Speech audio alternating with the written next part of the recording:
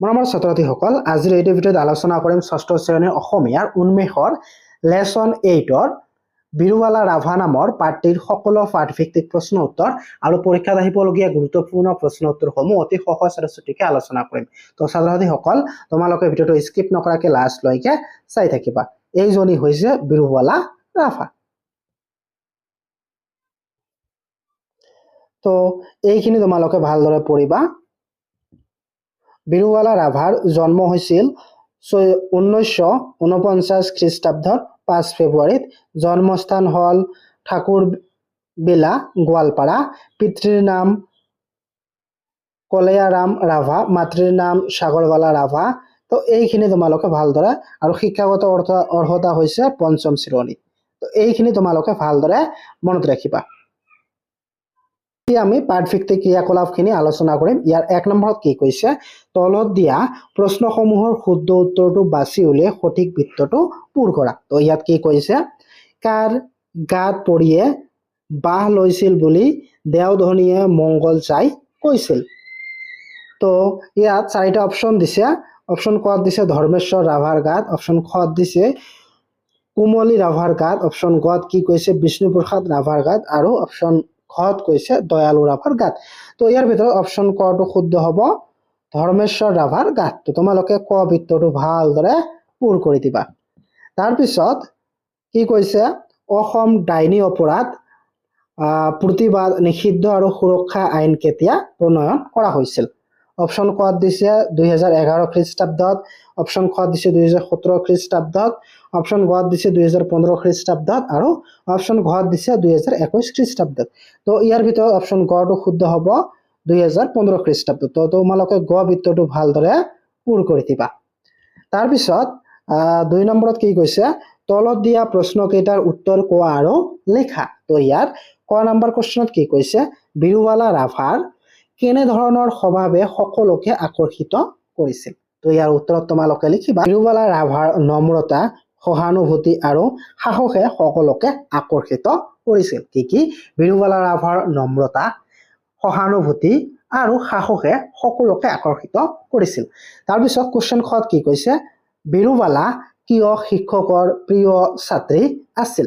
তো ইয়াৰ উত্তৰত তোমালোকে লিখিবা, সি পঢ়াত আগ্ৰহী আৰু মনোযোগী ছাত্ৰ আছিল বুলি শিক্ষকে তেওঁক ভাল পাইছিল। কি বিৰুবালা ৰাভা পঢ়াত আগ্ৰহী আৰু মনোযোগী হোৱাৰ কাৰণে শিক্ষকে তেওঁক ভাল পাইছিল। তাৰপিছত কোৱেশ্চন গত কি কৈছে, বিৰুবালা ৰাভাৰ লগত ডাইনী বিশ্বাস বিৰোধী অভিযানত অংশগ্ৰহণ কৰা সংগঠনটোৰ নাম কি আছিল। তো ইয়াৰ উত্তৰত তোমালোকে লিখিবা, সংগঠনটোৰ নাম আছিল মিছন বিৰুবালা। তো ছাত্ৰ-ছাত্ৰীসকল, যদি ভিডিঅ'টো ভাল লাগে এটা লাইক কৰি দিবা, আৰু তোমালোকে কোনখন ডিষ্ট্ৰিক্টৰ পৰা মোৰ ভিডিঅ' চাই আছা কমেন্ট কৰি জনাবা। তাৰপিছত কোৱেশ্চন ঘত কি কৈছে, বিৰুবালা ৰাভাৰ মিছন বিৰুবালা অভিযানক অসম চৰকাৰে কি হিচাপে স্বীকৃতি দিছিল। তো ইয়াৰ উত্তৰত তোমালোকে লিখিবা, অসম চৰকাৰে মিছন বিৰুবালাক এক সচেতনতা অভিযান হিচাপে স্বীকৃতি দিছিল।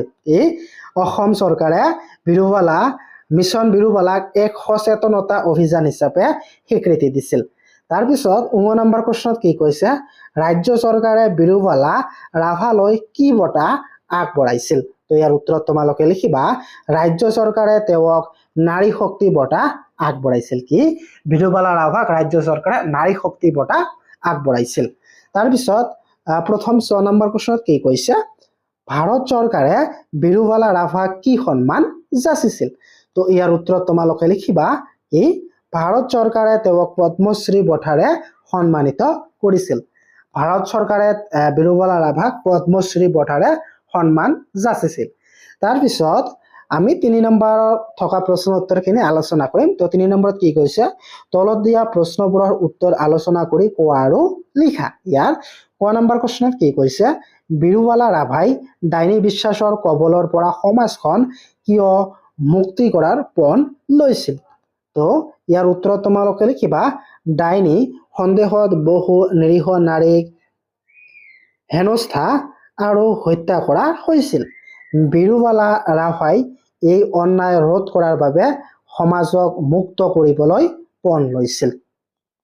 তাৰপিছত কোৱেশ্চন খত কি কৈছে, মিছন বিৰুবালা অভিযানে ডাইনী বিশ্বাসৰ বিৰুদ্ধে কেনেদৰে কাম কৰিছিল তো ইয়াৰ উত্তৰত তোমালোকে লিখিবা এই অভিযানে গাঁও চহৰৰ গাইডেড আলোচনা সভা সন্মিলন আৰু নাটক যোগে লোকক সচেতন কৰি অন্ধবিশ্বাস দূৰ কৰিবলৈ কাম কৰিছিল তাৰপিছত 4 নম্বৰ প্ৰশ্নত কি কৈছে বিৰুবালা ৰাভাৰ জীৱনৰ বিষয়ে 10টা বাক্য লিখা তো কি কৈছে বিৰুবালাৰ জীৱনত 10টা বাক্য তোমালোকক লিখিব দিছে তো তোমালোকে এনেদৰে লিখিবা 1 বিৰুবালা ৰাভা অসমৰ এটা গাঁৱত জন্মগ্ৰহণ কৰিছিল 2 তেওঁ শৈশৱতেই সামাজিক অবিচাৰৰ সৈতে পৰিচিত হৈছিল 3 তেওঁ শিক্ষাৰ বাবে অধিক আগ্ৰহী আছিল তাৰপিছত 4 ডাইনী সন্দেহত মহিলাৰ ওপৰত হোৱা অত্যাচাৰে তেওঁক আন্দোলনলৈ অনুপ্ৰাণিত কৰে তাৰপিছত 5 তেওঁ মিছন বিৰুবালা নামৰ এক সংগঠন গঠন কৰে তাৰপিছত 6 এই সংগঠন ডাইনী বিশ্বাস বিৰোধী সচেতনতাৰ কাম কৰিছিল তেওঁ অসমৰ বহু ঠাইত গাইডেড আলোচনা আৰু সচেতনতা সভা আয়োজন কৰিছিল 8 ৰাজ্য চৰকাৰে তেওঁক নাৰী শক্তি বঁটা প্ৰদান কৰিছিল 9 কেন্দ্ৰীয় চৰকাৰে তেওঁক পদ্মশ্ৰী সন্মান দিয়ে তাৰপিছত 10 বিৰুবালা ৰাভা সমাজৰ অন্ধবিশ্বাসৰ বিৰুদ্ধে সাহসিকতাৰ প্ৰতীক তাৰপিছত 5 নম্বৰ প্ৰশ্নত কি কৈছে অন্ধবিশ্বাসে মানুহক কিদৰে বিপদত পেলাই দলত আলোচনা কৰা তো ইয়াৰ উত্তৰত তোমালোকে লিখিবা কি অন্ধবিশ্বাসে মানুহক বিজ্ঞান আৰু যুক্তিবোধৰ পৰা আঁতৰি লৈ যায় বহু সময়ত এই বিশ্বাসৰ বাবে নিৰীহ মানুহক ডাইনী বুলি হেনস্থা কৰা হয় শাৰীৰিকভাৱে কষ্ট দিয়া হয় আৰু কেতিয়াবা মৃত্যুৰ সন্মুখীন কৰা হয় ই সমাজত ভয় আৰু অনাস্থাৰ সৃষ্টি কৰে সেয়ে অন্ধবিশ্বাসৰ বিৰুদ্ধে শিক্ষাৰ প্ৰতিষেধ হ'ব লাগিব শিক্ষাৰে কি অন্ধবিশ্বাস দূৰ কৰিবলৈ হলে শিক্ষাৰে প্ৰতিষেধ হ'ব লাগিব তাৰপিছত এতিয়া আমি ভাষা অধ্যয়ন আলোচনা কৰিম ইয়াৰ 6 নম্বৰত কি কৈছে তলত দিয়া সন্ধিবৰ ভাঙি লিখা খ্ৰীষ্টাব্দ খ্ৰীষ্টযোগ অব্দ হিমালয় হিমযোগ আলয় অতীত অতিযোগ ঈদ যথেষ্ট যথাযোগ ইষ্ট নৱোদয় নৱযোগ উদয় তাৰপিছত 7 নম্বৰত কি কৈছে তলত দিয়া সন্ধিবৰ ভাঙি লিখা তো তোমালোকে লিখিবা কি তদুপৰি এটা সন্ধি ভাঙিলে হ'ব তৎযোগ উপৰি তাৰপিছত কি দিছে সম্পূৰ্ণ সমযোগ পূৰ্ণ উদ্ধাৰ উদ্যোগ ধাৰ সংহতি সমযোগ হতি চলচ্চিত্ৰ চলযোগ চিত্ৰ তাৰপিছত 8 নম্বৰত কি কৈছে তলত দিয়া শব্দবোৰ সন্ধি অনুসাৰি তালিকাভুক্ত কৰা কি দিছে সচ্চৰিত সংহাৰ মহাশয় প্ৰতীক্ষা দেৱালয় নীলোৎপল সজ্জল সংহতি চন্দ্ৰোদয় সমিতি আৰু সদ্ভৱ তো স্বৰসন্ধি আৰু ব্যঞ্জন সন্ধি স্বৰসন্ধি হৈছে মহাশয় প্ৰতীক দেৱালয় নীলোৎপল আৰু ব্যঞ্জন সন্ধি হৈছে সচ্চৰিত্ৰ তাৰপিছত সৎচৰিত্ৰ সংহাৰ সজ্জন সমিতি আৰু সম্ভৱ চন্দ্ৰোদয় আৰু সমিতি হৈছে কি স্বৰসন্ধি